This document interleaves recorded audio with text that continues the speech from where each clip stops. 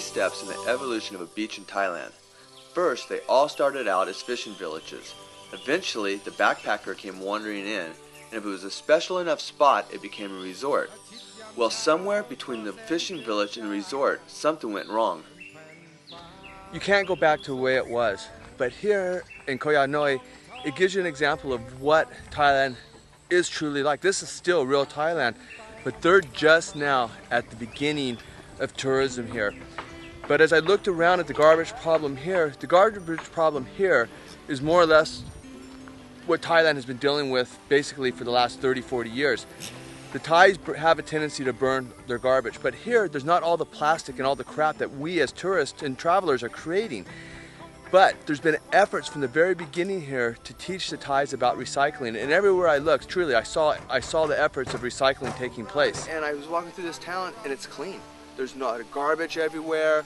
It's not all, built up and chaotic.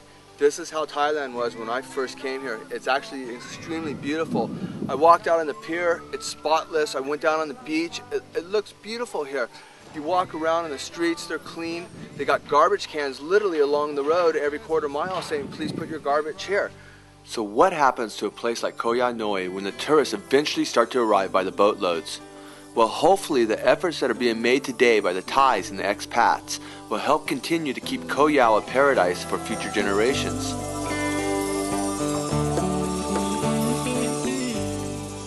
Coming from Koh Yai Noi, you get a true sense of what Thailand was about when I first came here 25 years ago. But here in Tong Sai is a perfect example of the evolution of a Thailand beach. Here you had a phenomenon. Not only did you have a beautiful place that up until 12 years ago there was nobody at, but the climber discovered this place. And once the climber discovered it, they start flocking here. This is truly a mecca for any climber around the world. But right after the climber came the backpacker. And hence you had a double whammy hit this area. And the impact on here is just massive. This area was never meant to have this much tourism. It's upsetting. It's truly upsetting. It's not something you want to see. You don't want to come to this place because it's paradise and have it be ruined by Westerners and people from out of town that are dropping their trash off. And it's upsetting to the point where something has to be said. Yeah, that's exactly right. I mean, the Thais grew up with all biodegradable material, so they don't have this background or history of knowing that litter is a bad thing. And unfortunately, a lot of the Europeans, climbers or otherwise, just follow suit. I'm not sure why that is. Part of it is simply that people come and go. They're not staying for as long as they used to. Like we used to come for months and months, and now people come for a week, and they just, it's just another place. They're not attached to the place. Can't really understand much anymore about new generation.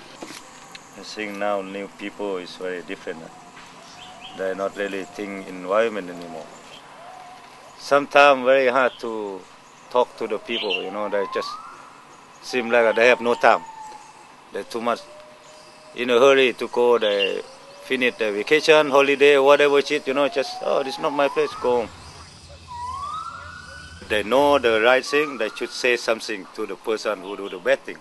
Like, hey, you don't throw the garbage around my place, whatever, blah, If they really love this place, otherwise they not see this place again.